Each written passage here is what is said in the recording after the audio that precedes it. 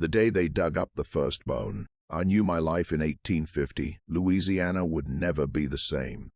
It wasn't just a piece of something old buried beneath our fields.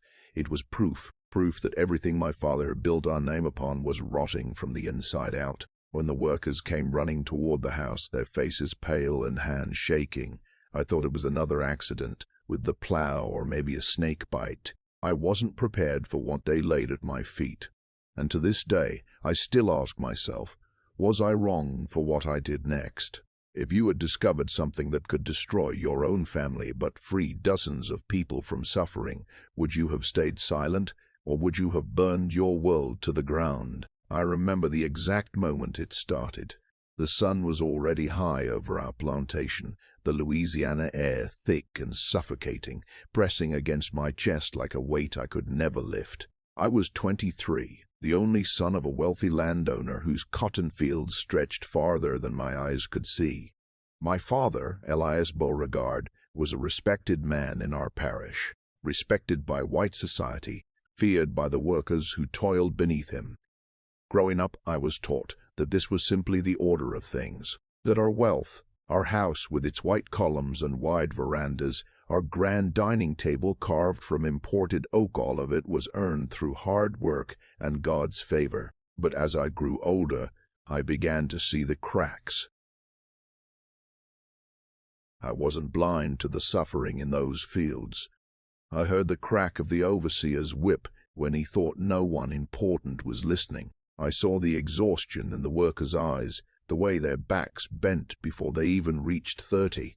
I told myself I would change things one day when the estate passed to me. I told myself I was different from my father, kinder, fairer. But those were just thoughts whispered in the safety of my own mind. I had never acted on them. Not until that day. The digging had started because of flooding. The Mississippi had swelled more violently than usual that spring, and parts of our southern field had turned to mud. Father ordered trenches dug to redirect the water. It was supposed to be routine work. Instead, it unearthed something buried deep beneath the soil. When the workers found it, they didn't shout at first. They froze. One of them, a man named Josiah, who had worked our land longer than I'd been alive, dropped his shovel and knelt in the dirt. Another ran toward the house. That's when I saw them approaching, carrying something wrapped in a torn sack. They laid it down on the grass before me. I pulled back the cloth. It was a human skull, old, weathered, the jaw partially missing. But there was no mistaking it. And it wasn't alone. They had found several bones nearby. Ribs, fragments of what looked like a femur. My stomach twisted. I asked where exactly it had been found, and Josiah's voice trembled when he answered, "Near the old oak, sir. The one they don't let us go near." The old oak, that tree, had always stood isolated, as if even nature wanted nothing to do with it.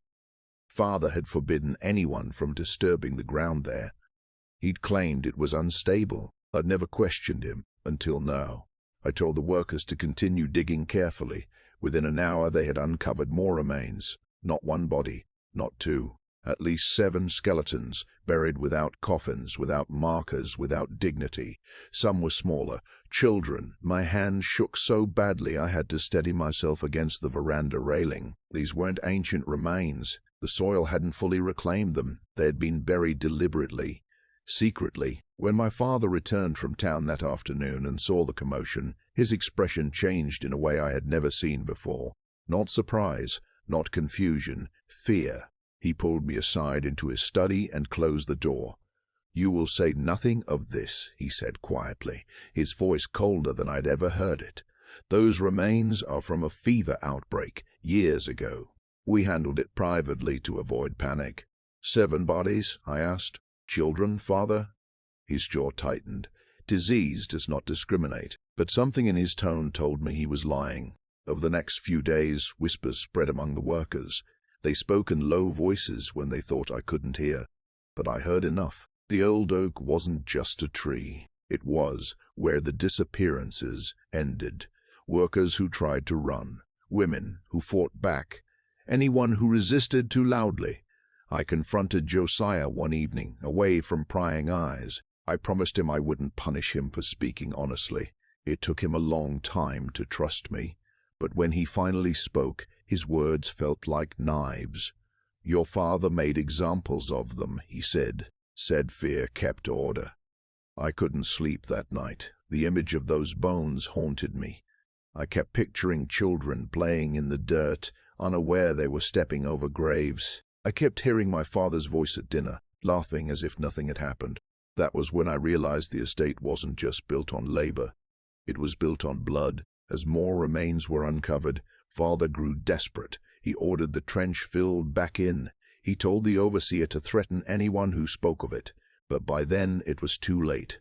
The workers had seen, I had seen, and something inside me had changed. For days I wrestled with myself. Reporting my father would mean scandal, investigation, possibly prison.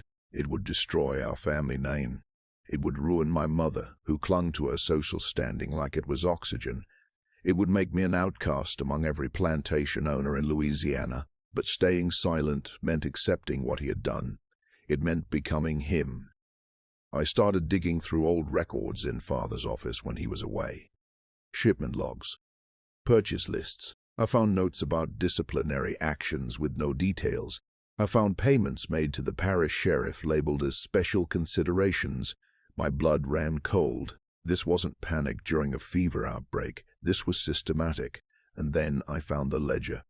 A small, leather-bound book hidden behind false shelving. Inside were names, dates, short notes written in my father's tight handwriting. Attempted escape, insubordination, agitator. Next to several names was a single mark, a small X. Every X matched a body beneath the oak. That was the moment I knew the truth beyond doubt. My father hadn't just overseen harsh discipline. He had ordered executions, quietly, illegally, brutally.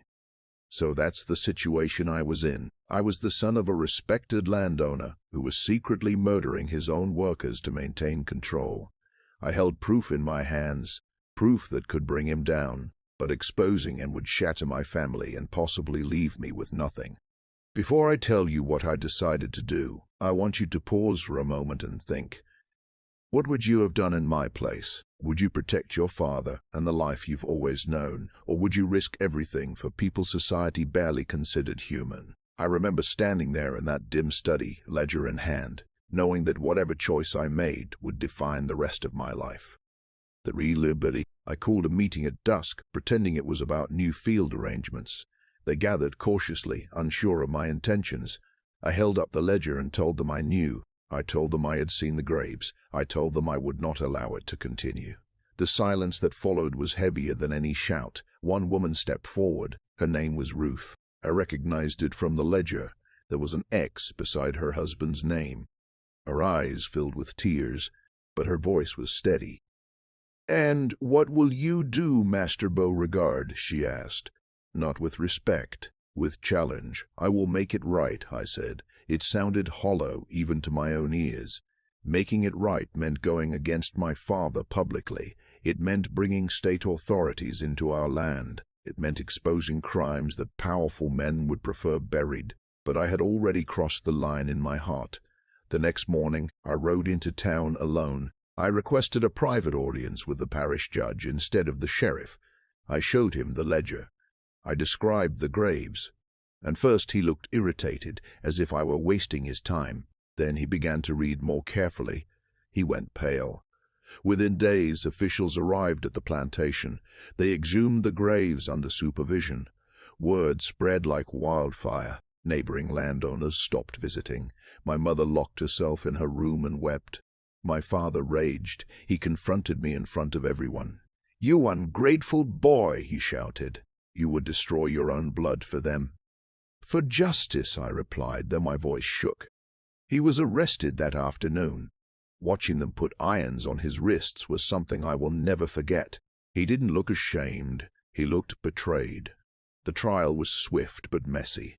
Many tried to downplay the evidence. Some claimed I had fabricated it. But the bodies spoke louder than any defense. Witnesses, workers who had been too afraid to speak finally testified. The ledger was undeniable. My father was sentenced to prison. Our estate was seized temporarily, pending investigation. Creditors circled like vultures. My mother left for New Orleans to stay with relatives. Society turned its back on me. But something else happened too. The workers were transferred under state supervision. Some were eventually freed when irregularities in ownership were uncovered. It wasn't immediate liberation, it wasn't perfect justice, but it was change. And the old oak was cut down. In its place, I ordered a simple marker placed. No grand monument, just names. The names from the ledger. Every single one. The aftermath wasn't glorious. I didn't become a hero. I became a cautionary tale among plantation families. Invitations stopped coming. Business partnerships dissolved. I had to sell large portions of the land to survive. But for the first time in my life, I could walk those fields without feeling like the soil itself was accusing me. Years have passed since then, and I still carry the weight of it. Some nights I wonder if there was another way.